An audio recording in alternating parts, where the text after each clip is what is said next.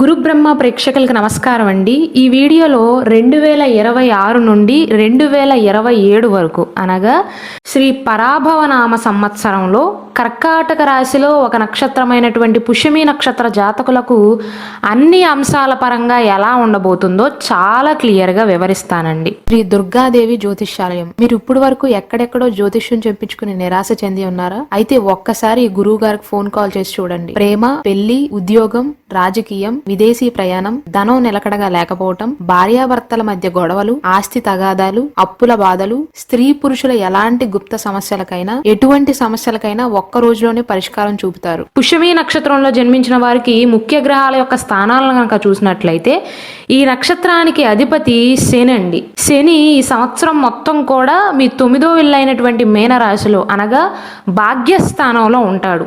దీనిని శుభప్రదమైనటువంటి శని అని కూడా అంటారు. అలానే రాహువు 8వ ఇంట్లో ఉంటాడండి డిసెంబర్ వరకు. కేతువేమో ధనస్థానంలో ఉంటాడు. గురువు జూన్ 2వ తారీఖు వరకు వ్యయస్థానంలో ఉండి జూన్ 2 నుండి అక్టోబర్ 31వ తారీఖు వరకు మీ రాశిలోకి అంటే కర్కాటక రాశిలోకి వస్తాడు. అక్టోబర్ 31వ తారీఖు తర్వాత నుండి సింహరాశిలో అనగా మీ ద్వితీయ భాగంలో మీ ధనస్థానంలో సంచరిస్తాడు. వృత్తి, ఉద్యోగ, ఆర్థిక పరిస్థితిని కనుక ముందుగా చూసుకున్నట్లయితే భాగ్యస్థానంలో శని ఉండటం అత్యంత శుభసూచకం అండి. కాబట్టి మీ అదృష్టాన్ని బలోపేతం చేస్తాడు. ధార్మిక కార్యక్రమాలలో కానీ, విదేశీ సంబంధిత పనులలో కానీ, ఉన్నత విద్యకు సంబంధించినటువంటి పనులలో ఈ పుష్యమి నక్షత్ర జాతకులు విజయాన్ని సాధిస్తారు అని చెప్పవచ్చండి. అలాగే 9వ ఇల్లు అనేది తండ్రికి సంబంధించినది కాబట్టి తండ్రి, గురువుల నుండి కూడా పూర్తి మద్దతు లభిస్తుంది.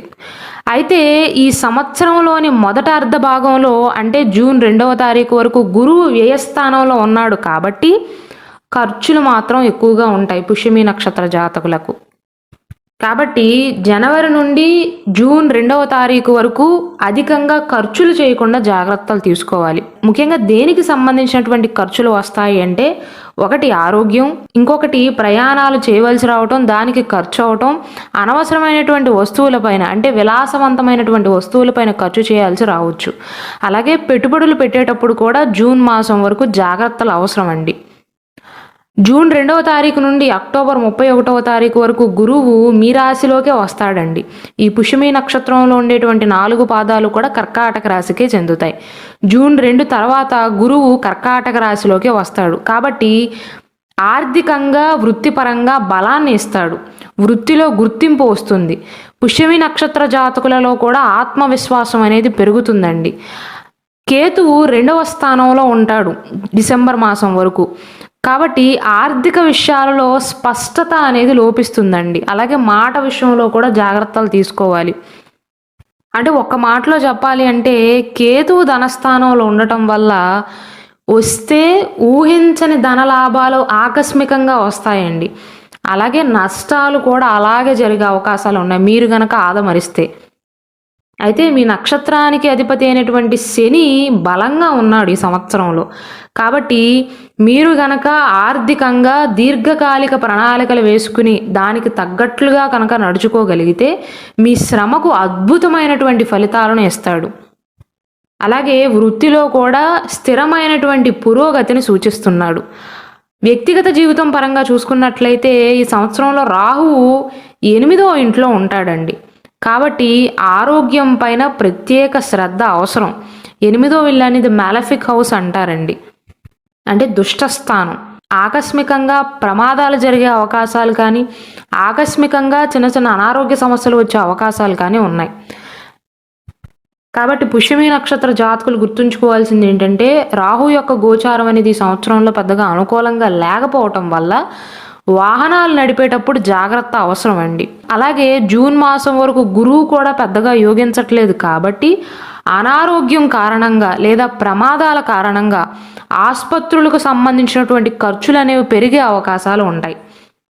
గురువు ఎప్పుడైతే 12వ ఇంటిని విడిచిపెట్టి మీ జన్మస్థానంలోకి వస్తాడో, మీ జన్మరాశిలోకి వస్తాడో మానసిక ప్రశాంతత అనేది పెరుగుతుంది. దానితో పాటు ఆర్థిక పరంగా లాభాలు కూడా ఉంటాయండి.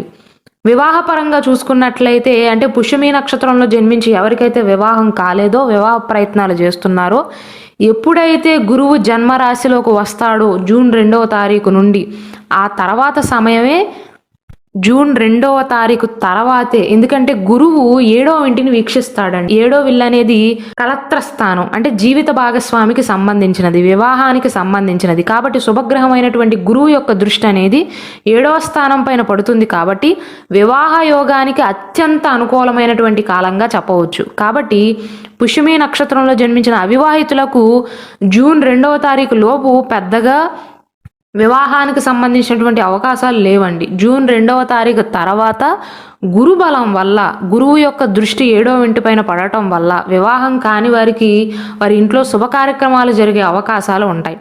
ఇక సంతాన యోగాన్ని కనుక చూసుకున్నట్లయితే గురువు జన్మరాశిలోకి మారిన తర్వాత 5వ ఇంటి పైన కూడా దృష్టి పెడతాడు. అంటే 1వ ఇంట్లో ఉండి 5వ ఇంటి పైన, 7వ ఇంటి పైన, 9వ ఇంటి పైన దృష్టి పెడతాడండి. కాబట్టి జూన్ 2వ తారీఖు తర్వాతే సంతాన విషయంలో కూడా, అంటే వివాహమయ్యి ఎవరైతే సంతాన ప్రయత్నాలు చేస్తున్నారో గురువు యొక్క శుభదృష్టి వల్ల సంతాన ప్రయత్నాలకు అనుకూలతలు అనేవి పెరుగుతాయండి. కాబట్టి సంతాన యోగం, వివాహ యోగం కూడా జూన్ 2వ తారీఖు తర్వాతే వీరికి సూచిస్తుంది.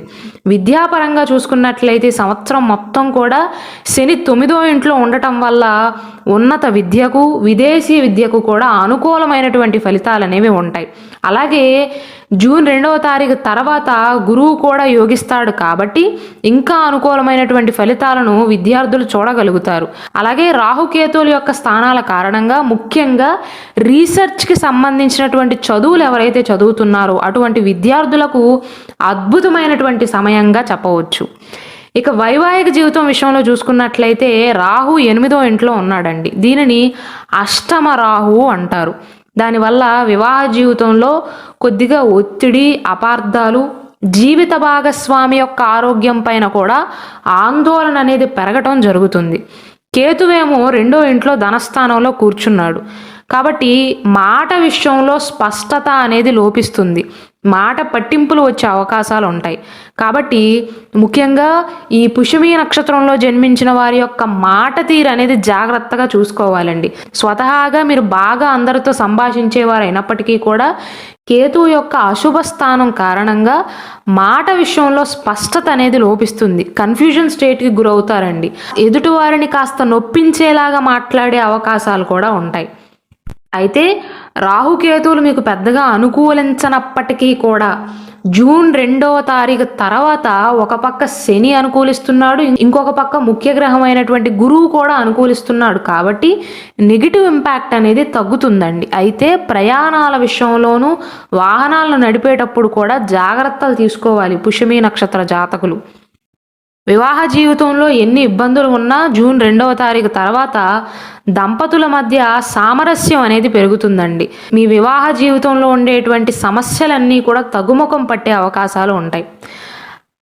కాబట్టి ఈ సంవత్సరంలో పుష్యమి నక్షత్ర జాతకులు జాగ్రత్తలు తీసుకోవాల్సింది, ఒకటి ఆరోగ్యం పైన శ్రద్ధ పెట్టాలండి. రెండవది వాహన ప్రమాద సూచనలు ఉన్నాయి కాబట్టి, అలాగే ఆసుపత్రులకు సంబంధించినటువంటి ఖర్చులయ్యే అవకాశాలు ఉన్నాయి కాబట్టి ప్రమాదాలకు తావివ్వకుండా జాగ్రత్తలు తీసుకోవాలి. పరిహారాల విషయానికి వస్తే ముఖ్యంగా ఈ సంవత్సరంలో మీరు రాహువుకి సంబంధించినటువంటి పరిహారాలను పాటించాలండి. రాహువు అష్టమ స్థానంలో ఉన్నాడు. అలాగే జూన్ 2వ తారీఖు వరకు గురువు కూడా అనుకూలించట్లేదు, వ్యయ స్థానంలో ఉన్నాడు. కాబట్టి దుర్గామాతను ఆరాధించటం, అలాగే ప్రతి గురువారం నాడు విష్ణుమూర్తిని ఆరాధించటం మంచిదండి. ఒకవేళ పుష్యమి నక్షత్ర జాతకులకి కనుక రాశి నక్షత్రం మాత్రమే కాకుండా మీరు జన్మించిన date of birth, time of birth కూడా కరెక్ట్గా తెలుసు అనుకోండి, మీ జన్మ వివరాలు తెలిసినట్లయితే ప్రతి ఒక్క మనిషికి కూడా సపరేట్ జాతక చక్రం అనేది ఉంటుంది, జాతక కుండలి ఉంటుంది. అందులో యోగకారకుడు ఎవరు, ఏ గ్రహం మీకు అనుకూలిస్తే మీ జీవితంలో కష్టాలు అనేవి తగ్గుతాయో, అదృష్టం అనేది వరిస్తుందో, జీవితంలో ఒక మెట్టు పైకి ఎక్కగలుగుతారో దానికి సంబంధించినటువంటి జాతక రత్నాన్ని సజెస్ట్ చేయగలుగుతాం.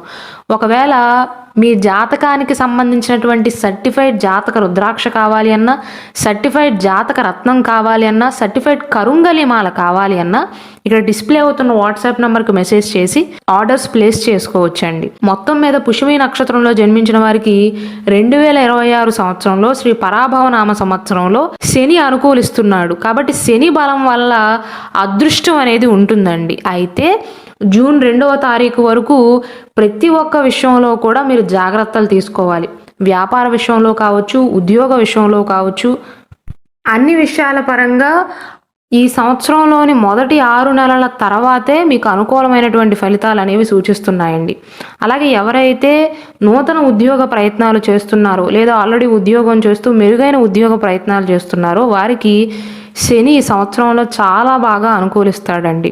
ఈ సంవత్సరంలో పుష్యమి నక్షత్ర జాతకులకు అష్టమ శని కానీ, అర్ధాష్టమ శని కానీ, ఏలినాటి శని కానీ, సప్తమ శని కానీ జరుగుటలేదు. కాబట్టి శని వల్ల అత్యంత శుభకరమైనటువంటి ఫలితాలు అనేవి మీరు చూడబోతున్నారు. మీ నక్షత్రాధిపతి అయినటువంటి శని శుభస్థానంలో ఉండటం వల్ల ఉద్యోగ ప్రయత్నాలు చేసేవారి యొక్క కృషికి అదృష్టం అనేది తోడవుతుందండి. దూర ప్రాంతాల్లో కానీ, విదేశాల్లో కానీ ఉద్యోగ అవకాశాలు అనేవి లభించవచ్చు. అయితే జూన్ మాసం వరకు గురువు వ్యయస్థానంలో ఉండటం వల్ల నిదానంగా ఉంటుందండి. ఆ తర్వాత విజయాలను సాధించగలుగుతారు. గురువు ఎప్పుడైతే మీ ధనస్థానంలోకి వస్తాడో, 2వ స్థానంలోకి వస్తాడో అక్టోబర్ 31వ తారీఖు తర్వాత నుండి ఇంకా మెరుగైనటువంటి ఫలితాలను మీరు చూడగలుగుతారు. మీలో ఉండేటువంటి ఆత్మవిశ్వాసం అనేది పెరుగుతుందండి. ఈ సంవత్సరంలో ఇంటర్వ్యూల్లో విజయాన్ని సాధించే అవకాశాలు ఉంటాయి. పోటీ పరీక్షల్లో కూడా అదృష్టం అనేది మీకు తోడవుతుంది. దీర్ఘకాలిక విజయాలు లభిస్తాయి అని చెప్పవచ్చు. అలాగే ఎవరైతే ఆల్రెడీ ఉద్యోగం చేస్తున్నారో వారి ప్రొఫెషనల్ లైఫ్ విషయంలో ఎలా ఉండబోతుంది అంటే, శని 9వ ఇంట్లో ఉండటం వల్ల వృత్తిపరంగా మీ హోదా పెరిగినప్పటికీ కూడా, మీకు సరైన గుర్తింపు ప్రశంసలు లభించినప్పటికీ కూడా, రాహువు అష్టమంలో ఉండటం వల్ల మీరు పనిచేసే చోట రాజకీయాలు పెరగటం కానీ, రహస్య శత్రువులు పెరగటం కానీ, అనుకోని అడ్డంకులు ఎదురు కావచ్చండి. అంటే మీ తోటి వారే మీ పైన నిందలు వేసే అవకాశాలు కానీ, లేదా మీతో పోటీ పడి మిమ్మల్ని తక్కువ చేసి వారిని ఎక్కువగా చూపించే ప్రయత్నాలు చేయటం కానీ, ఇలాంటి విషయాల్లో మీరు జాగ్రత్తలు తీసుకోవాలండి. ఒక మాటలో రాహు యొక్క ప్రభావం అనేది సంవత్సరంలో ఎలా ఉంటుందంటే, శని అనుకూలిస్తున్నా, గురువు అనుకూలిస్తున్నా, ఈ గ్రహాలు పాజిటివ్ రిజల్ట్స్ చూపిస్తున్నప్పటికీ కూడా రాహుకేతువులు అంత అనుకూలమైనటువంటి స్థానాలలో లేవు. కాబట్టి ముఖ్యంగా రహస్య శత్రువులు ఎక్కువ అవుతారండి. అంటే మీతో బాగానే ఉంటారు కానీ మిమ్మల్ని తొక్కేయాలని చూసేవారు కానీ, లేదా పై అధికారుల ముందు మీరు అసలు ఏమీ చెయ్యని వారిలాగా చూపించాలనే ప్రయత్నం చేయటం కానీ ఇలాంటివి జరగవచ్చు. కాబట్టి ముఖ్యంగా మొదటి 6 నెలల సమయంలో ఆరోగ్యం విషయంలోనూ భద్రతపై కూడా అప్రమత్తంగా ఉండటం మంచిదండి.